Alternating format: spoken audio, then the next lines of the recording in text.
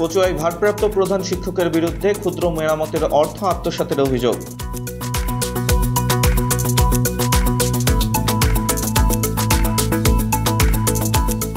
চাঁদপুরের কচুয়ার 40 নং নোয়াদ্দা সরকারি প্রাথমিক বিদ্যালয়ের ভারপ্রাপ্ত প্রধান শিক্ষক মোহাম্মদ এমদাদুল্লাহর বিরুদ্ধে ওই বিদ্যালয়ের ক্ষুদ্র মেরামত, রুটিন মেইনটেন্যান্স ও স্লিপের বরাদ্দের টাকা ইচ্ছামতো খরচ ও আত্মসাতের অভিযোগ উঠেছে।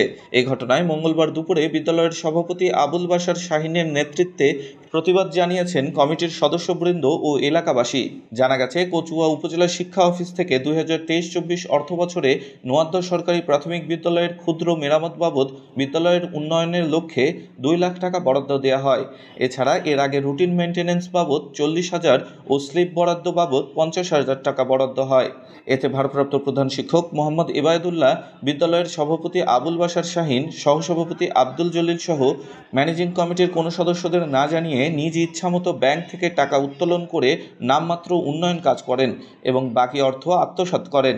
ওই বিদ্যালয়ের নতুন কমিটি প্রশাসনিকভাবে এখনও অনুমোদন না হলেও ভারপ্রাপ্ত প্রধান শিক্ষক এবায়দুল্লাহ মঙ্গলবার বিদ্যালয় মিলনায়তনে নতুন কমিটির পরিচিতি সভার আয়োজন করেন।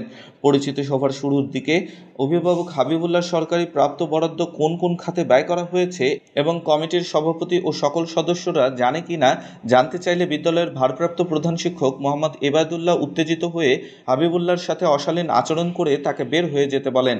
এ নিয়ে পরিস্থিতি ঘোলাটে হয়। এক পর্যায়ে সভার শেষ দিকে ভারপ্রাপ্ত প্রধান শিক্ষক এবায়দুল্লাহ নিজের ভুল স্বীকার করে সরকারি বরাদ্দের 2 লাখ টাকা থেকে 1,58,000 টাকা বিদ্যালয়ের উন্নয়ন কাজ করেছেন বলে দাবি করেন।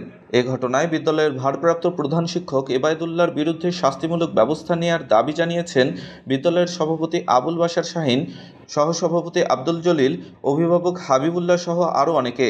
এ সময় ইউপি সদস্য ফরিদ পাটোয়ারি, বিদ্যালয়ের বর্তমান সহসভাপতি আব্দুল মান্নান, অভিভাবক সদস্য জামাল হোসেন, মোশাররফ হোসেন, উচ্চ বিদ্যালয় প্রতিনিধি শাহ আলম, সাবেক সদস্য মানিক মিয়া সহ অন্যান্যরা উপস্থিত ছিলেন। এ ব্যাপারে মুঠোফোনে দায়িত্বপ্রাপ্ত ক্লাস্টার অফিসার, উপজেলা সহকারী শিক্ষা অফিসার সুভাষচন্দ্র দাস জানান, আমি এই ক্লাস্টারের নতুন দায়িত্বে আছি।